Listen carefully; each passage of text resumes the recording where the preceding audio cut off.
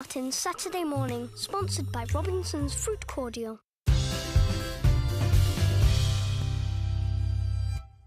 Welcome back. Now, Paul and Claire are my guests this morning. Next up, we're going to do these like lamb burgers with chipotle, or however you pronounce it. Whatever. But these are smoked dried jalapeno peppers. That's what a chipotle chili is. OK, I was just going to ask for it. So these have been soaked. So you start off with this, which is smoked dried jalapenos, and then you soak them in water.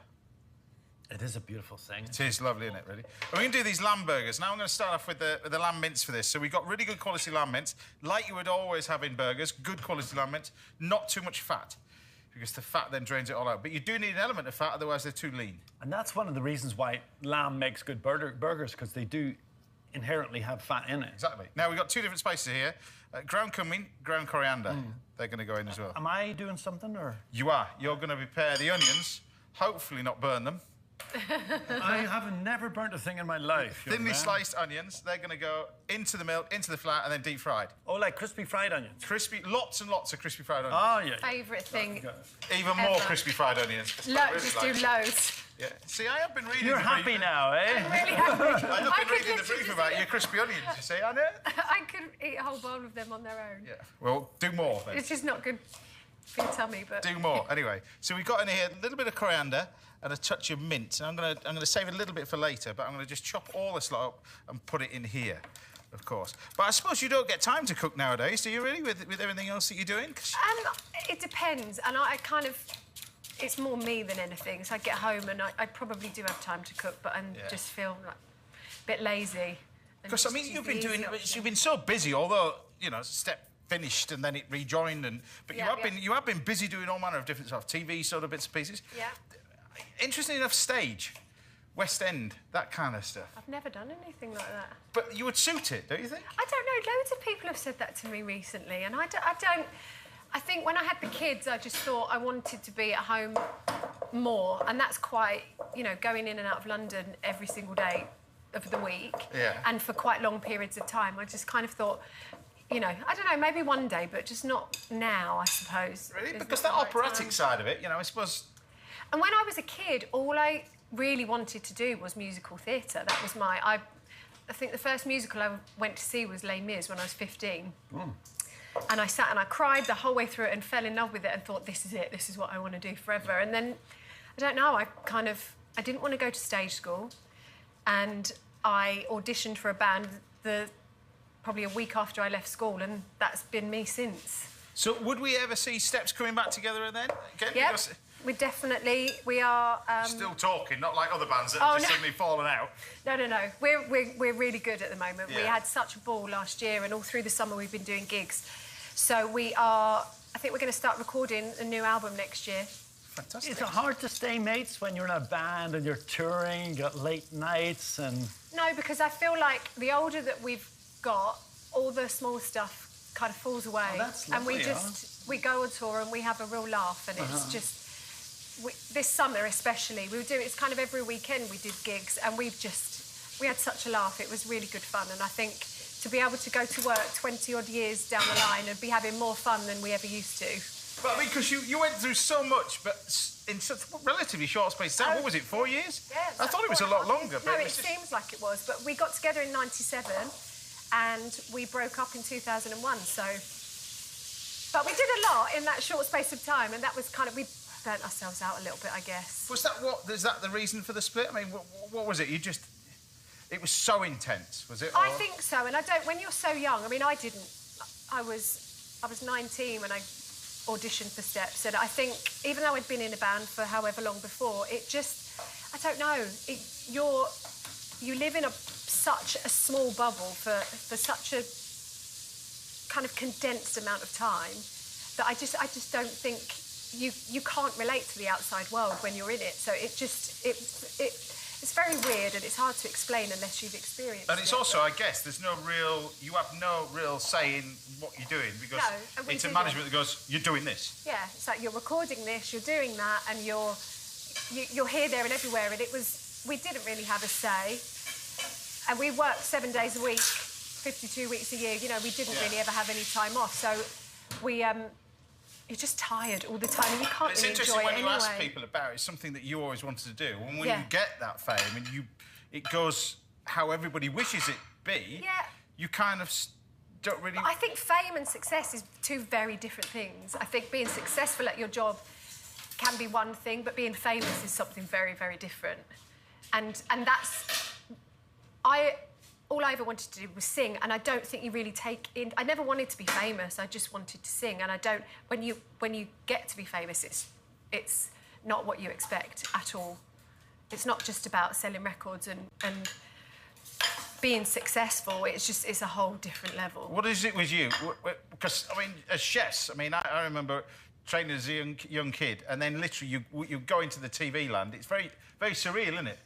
What was the moment for you?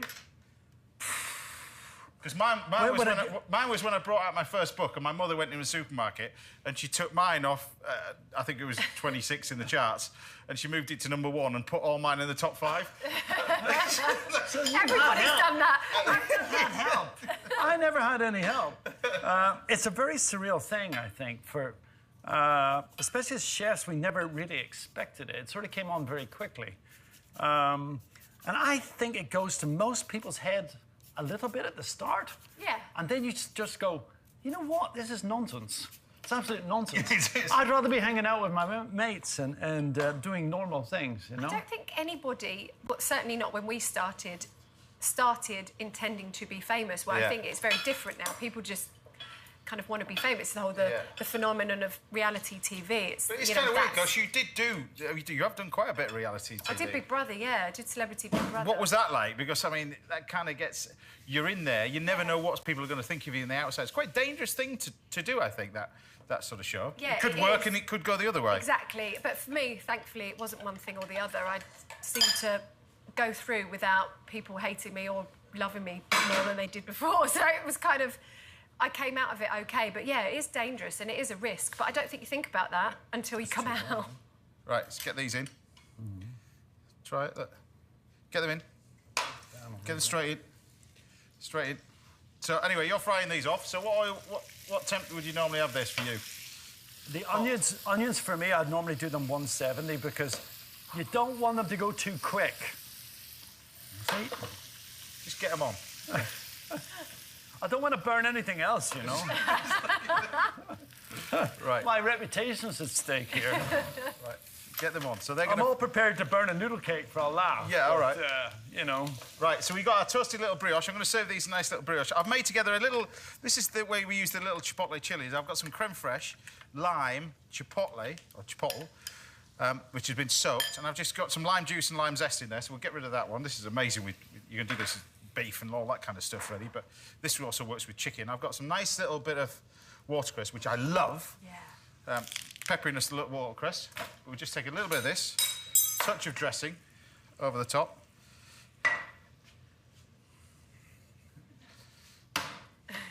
Just leave it there. Yeah, I am leaving it there. You're burning those buns. No, I'm not. Let's just Love it. They're not. They're barbecued buns. They're not burnt. They're barbecued. They're not burnt at all. They're nice. They're not. So then we've got the lamb burgers here. This, you got that too hot. This one, there's some. You need to call the man in to fix this. No, I'm not. It's just I've got the producer and the director laughing their head off in my ear. Stuck out in the yard there. It's literally like Glastonbury out the back there. There's vans everywhere. Look, we got a nice little board. Look at that on there. We get a little bit of the watercress. A little bit of watercress on there. On there. We've got about 30 seconds for the crispy onions. Come on. Yeah, just turn that off. Right, bit on there. Burger. Burger. Oh, That's your sort of grub, isn't it? burger. And then some of this chipotle creme fraiche. That famous Yorkshire dish. What do you mean the famous Yorkshire? Crispy onions. Famous Irish dish. Yeah. Oh, my God. That's a bit Tell you, warm. those onions are good, man. They're a bit hot. That'll do. Lid on. Lid on. Amazing. Happy with that? Claire, those are for you. Thank you. They're for you. Bon appetit. Chin chin.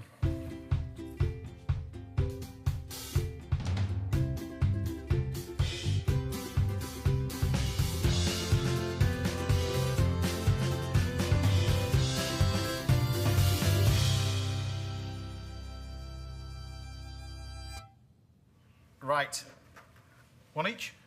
One each, dude. Or do you Yeah, wanna just yeah. you just want to pick the onions. Go on. Oh, I know. No. You pick the onions. You can have a little slice and. Can I cut one in half? Because I never get all that. You know what I like to do with a burger, though, before you eat it, is that. I always cut mine in half. I like to do that. Because it's a sandwich, no? It's a sandwich. You need to get into your mouth. You've got a bigger mouth than me. You're also holding a knife, so I'm going to stand. Oh, no, they're nice dainty bits, so I don't know. Yeah, there you go. Have a bit of that. Look, watch this. See, now you can eat it. Yeah. Oh, nice. Nice. I've got to put all of it in. There we go. I personally would leave them like that, really. Let me see you get that in your mouth. Yeah. Look at the state of your mouth there. Look at it. Happy with that? Right. Now we're joining Oz Clarke again now. He's got a great selection of English lagers.